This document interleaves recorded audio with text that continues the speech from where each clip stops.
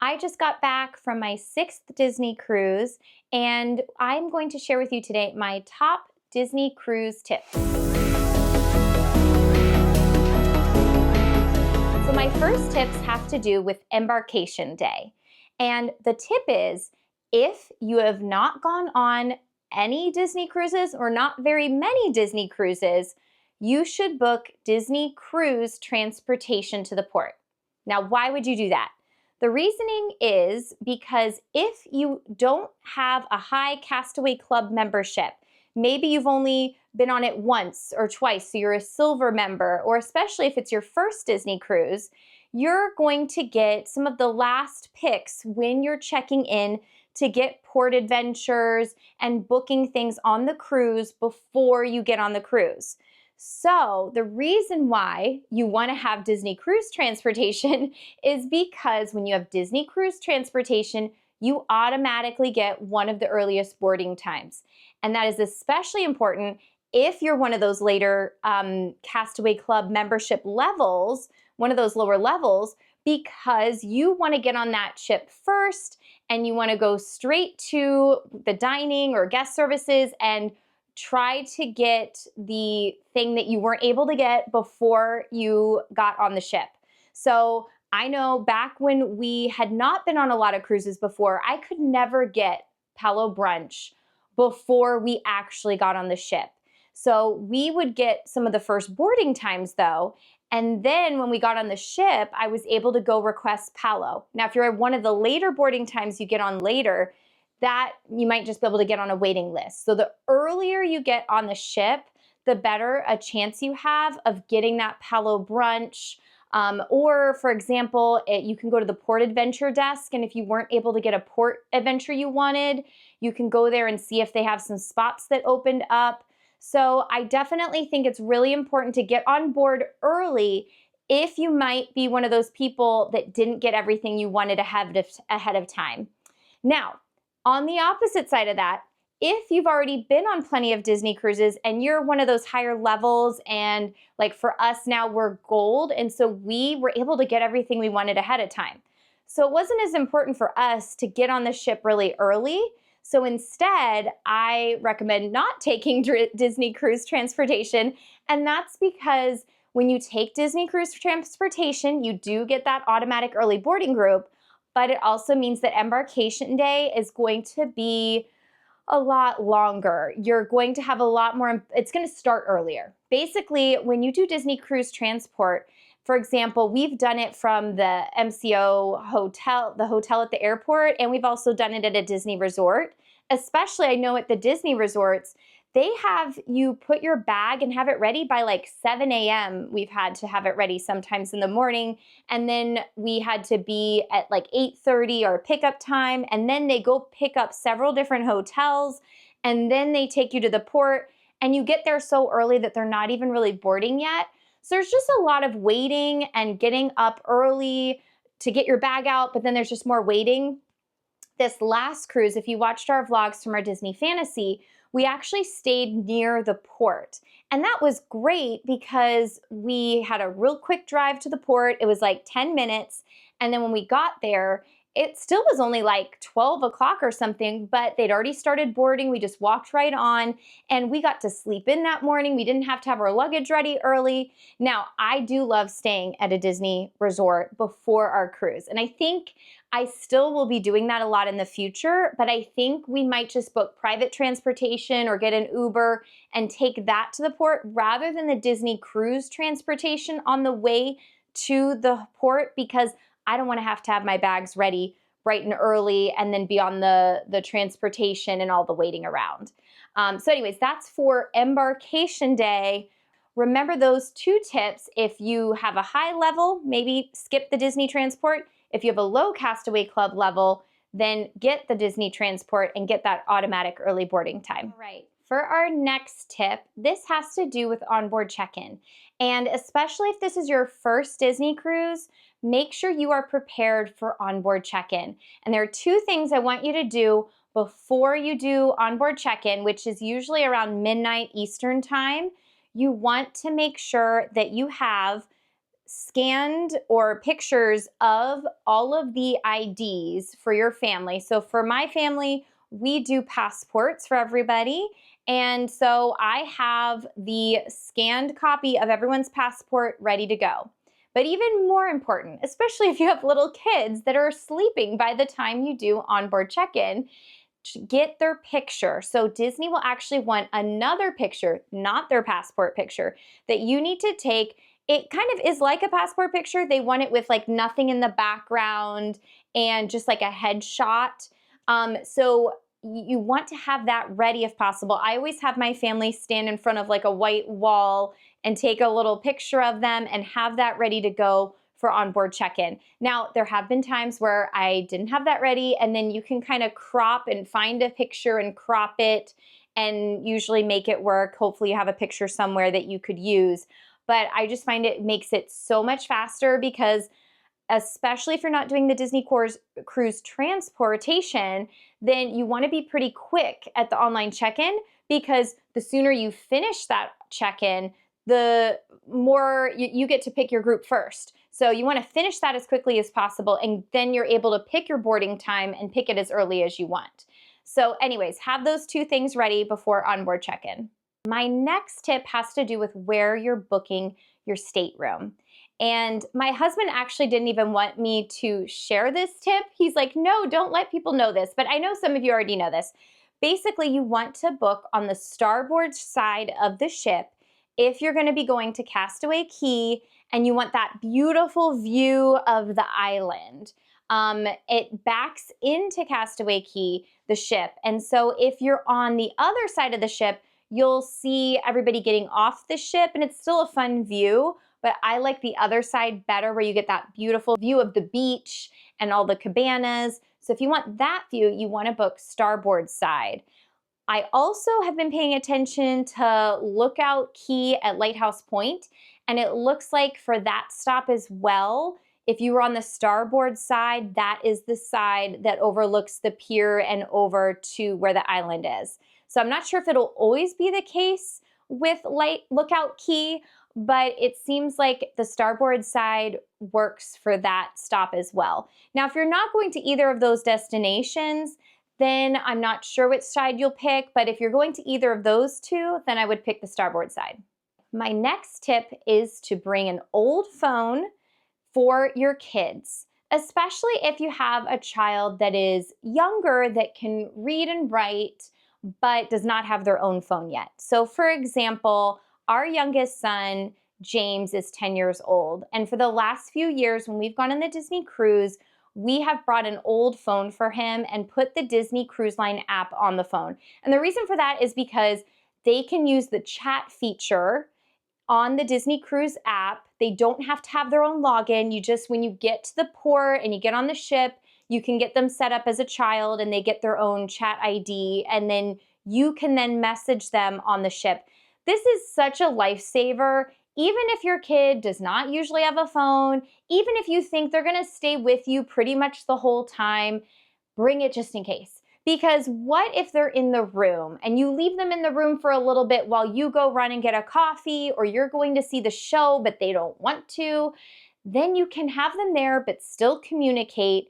And the ship really is a place where I think you'll be more comfortable having your kid have a little bit more independence than, for example, at Disney World. So my 10-year-old, he would go and take himself to the kids club or leave, and he would message us and say, hey, I'm leaving the kids club now, or I got to the kids club, or he'd be back in the room. But that way too, oh gosh, one thing that we always do is we're at dinner, and for some reason our kids never make it to dessert. Like, they are full, they want to go back, they'll have dessert, maybe some ice cream on the pool deck later, but they want to head back to the room before me and my husband do. So a lot of times they'll leave dinner, they'll bring their phone with them, and they might head back to the room to hang out, and they'll message us when they get there. But anyways, it just comes in super handy. So if your child, if there's any chance they might be alone for any point or back in the room at all, bring the phone just in case. The next tip is, when should you ride the slide on the Disney cruise? For example, the Aqua Duck is on the Fantasy. And I've heard a lot of people say that a port day is a great day to ride the slide. I tend to disagree, and that's because when we were at port, the slide oftentimes does not open first thing in the morning because they're expecting people to go off the ship. So they might open the slide at 1 o'clock. Well, by the time 1 o'clock comes around, at least when we were, for example, in Jamaica this last time, there was already a huge line waiting for the slide to open at 1 o'clock. So during the day is tricky. I would say the two best times are during dinner and then at night as well. And that's just because people are off doing other things. And I actually think it's the coolest time to do it at night anyways, because they've got these really cool lights. The only downside of doing the slide at night is you do usually, at least on the Aqueduct, for example, on the Fantasy, on the Dream, they do oftentimes need 2 people on the slide, even if you hit all the height requirements and everything, because it's usually windier at night because the ship is moving. So whenever the ship is moving, a lot of times they have to put that rule in place where there's got to be 2 people on the raft.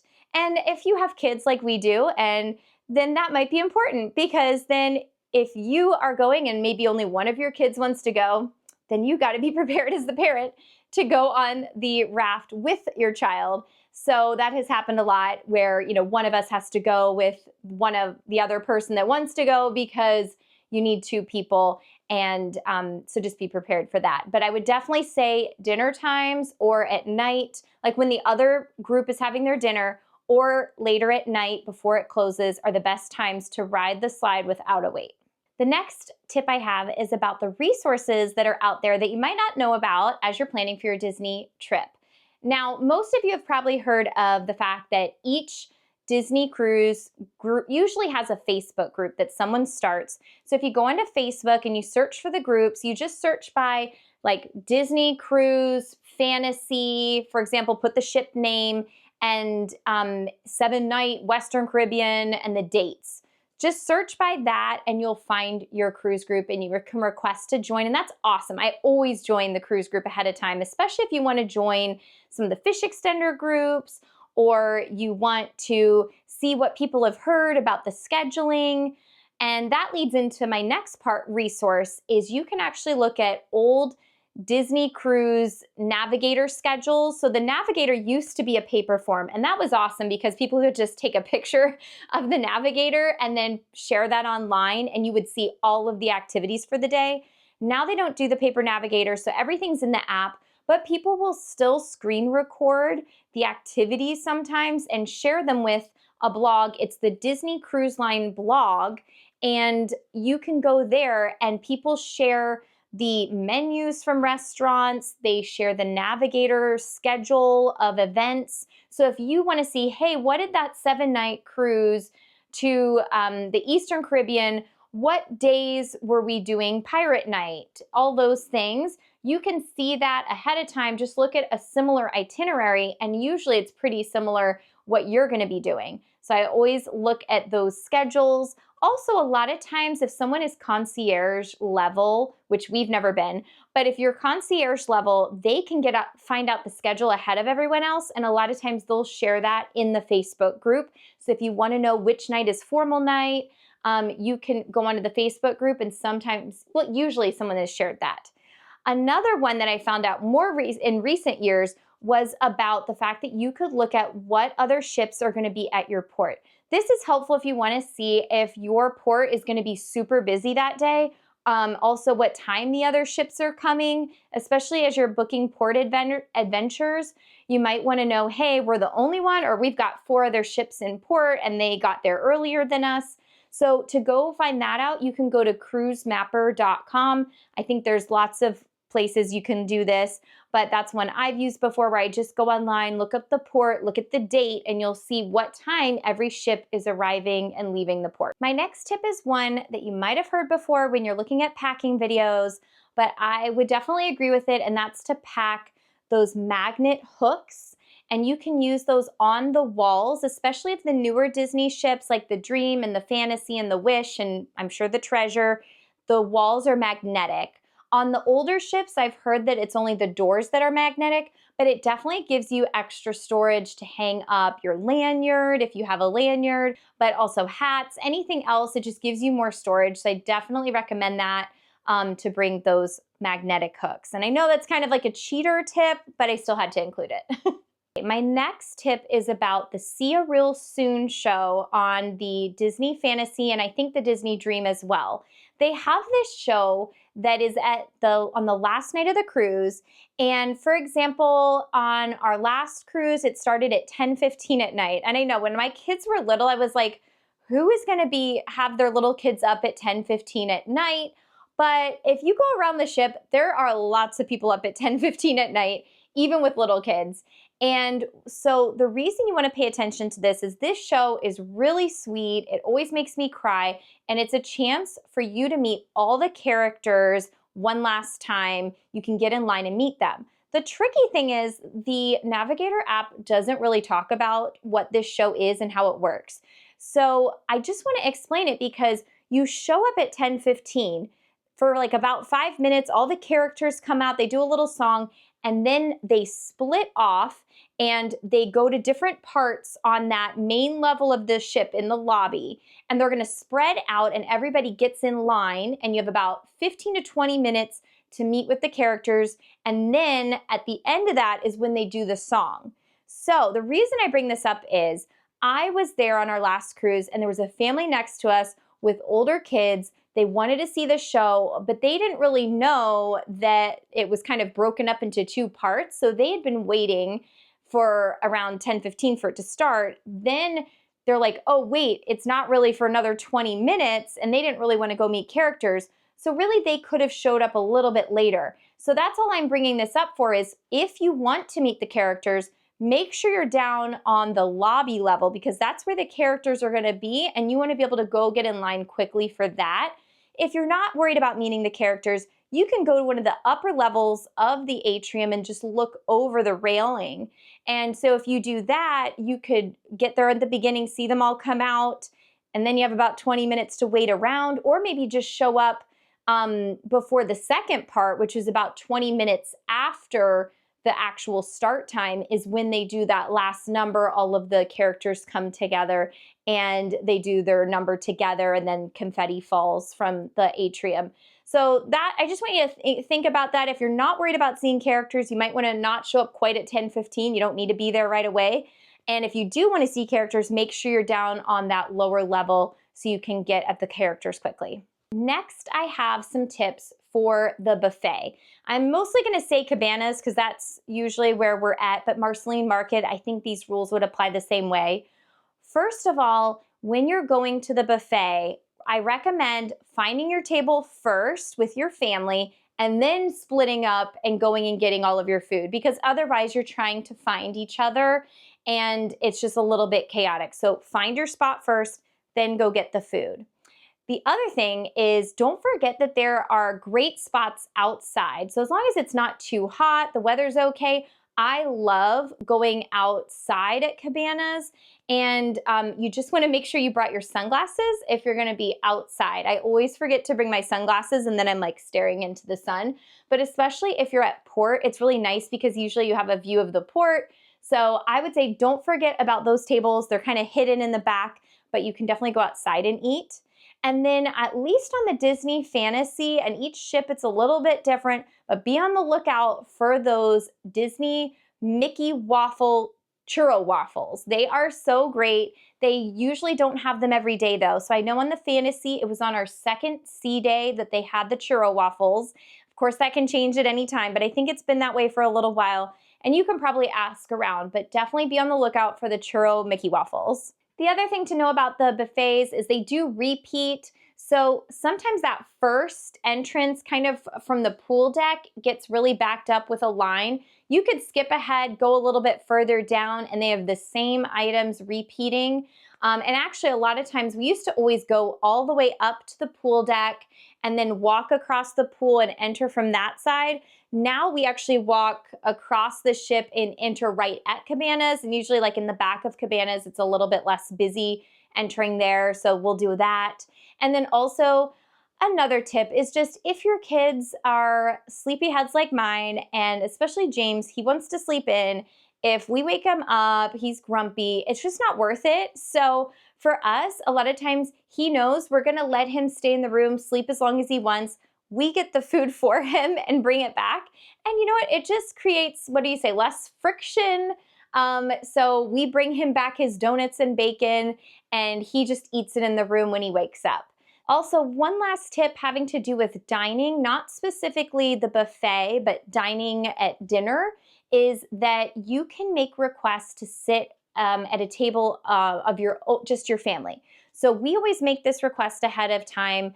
Even though we're a family of 4, they could put us with another family of 4, for example. And I don't know, we just like sitting near people, but I don't want to be at the same table and feel like, oh, I'm running late or worrying about that. We always talk to the families next to us, but I like having our own table. So I always make sure to, first of all, we let them know about Miles's allergies ahead of time, but we also put that request in to have our own table.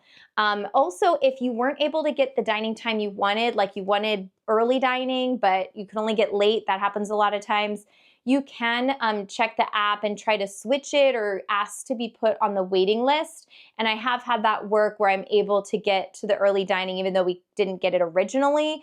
And of course, last resort, if you used my earlier tip and you got on board, you can go and request that switch at the last minute when you get on board if you still didn't have it at the time of boarding. And my last tips have to do with disembarkation day. So we used to stress a lot about getting our luggage packed up out by our door at 10:30 at night. And that's because they kind of make it sound like you have to do that on the last day of your cruise. And while it is nice the next morning, you wake up and you go, hey, I'm already packed up. The problem with that is you really have to think through, okay, I need to make sure I have everything I need for the morning, and you'll have to have space in the bags you do have to put your PJs and your toothbrush. And I just didn't like having to do that. So what we typically do is called express walk-off. You're not having the Disney cruise get your luggage the night before and then it's waiting for you off of the ship. Instead, you bring your luggage off yourself. So for some families, I totally see why you might just want Disney to handle your luggage. Maybe you don't want to have to take your luggage off yourself. And I have to say, of course, if everyone did this, it wouldn't work very well because everyone would need to use the elevators. And so it would be a real traffic jam at the elevators if everybody took their luggage off with them that morning. So I'm sure that's part of the reason they offer this. They get a lot of people's luggage off and then not everyone needs to use the elevators in the morning. But you are allowed to do this express walk-off. And then that also means you can exit the ship whenever they have cleared it with customs. So that's usually around 7:30 a.m. usually. Whereas if you are doing the where they take your luggage, you have to wait for your luggage character to be called and then they're ready for you. So you wait for your character to be called and then you get off. So if you're in a rush, you want to definitely do the express walk off and then just take your luggage with you. If you want them to carry your luggage, that's great, but you do have to have it ready the night before at 10:30, and then you need to wait for your character to be called in the morning. Now, what do you do with your luggage in the morning if you are bringing it with you? So what we usually do is, because we have early dining, they usually have 2 times for breakfast in the morning, and they encourage you to go to the restaurant where you're supposed to go to the restaurant you were at the night before. And they'll say it could be 6 something in the morning, or for our last cruise, it was like 7:10 in the morning. You needed to be at breakfast. That was for the early dining. And then for the later dining people, that is the perk of later dining, you get a later time for breakfast. So it's a sit-down breakfast, and they give you an assigned time. And we just never have really gone to it because we never wanted to go to the really early breakfast time. And what I didn't realize the first couple cruises is that Cabanas was still open in the morning. They only open half of it, but it is still open. There's not everything available, but you can go get breakfast. So pay attention in the app. It does have those times of when the buffet is open in the morning, you can go to that instead. What we tend to do is we go around like 7:30, or I don't know, 7:45, we would go get some breakfast, and then we would be back in our room. We would talk to our room host and say, hey, what time do you need our luggage out of here? And usually like 8 o'clock is fine. So we would leave our luggage in our room, go get some buffet breakfast, come back, get our luggage, and make sure we're out of there by whatever time the stateroom host needs us out of there.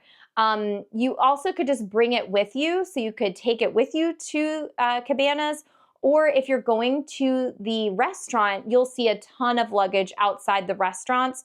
You can just have your luggage outside the restaurant and it's all lined up there. So don't worry about the luggage. So yeah, you've got options. You don't have to have the luggage out the night before. You can if you want to, but you don't need to. And you also can go not only to the breakfast that's assigned to you, but you can go to Cabanas as well. So you have options. All right, thank you so much for watching today's video. I hope that one of these tips was helpful to you, at least one maybe you hadn't heard of before. And if you have a tip that I didn't share, please share it down below in the comment section. And if you're going on a Disney cruise, I hope you have a wonderful time. And please like and subscribe to the channel if you'd like more Disney content.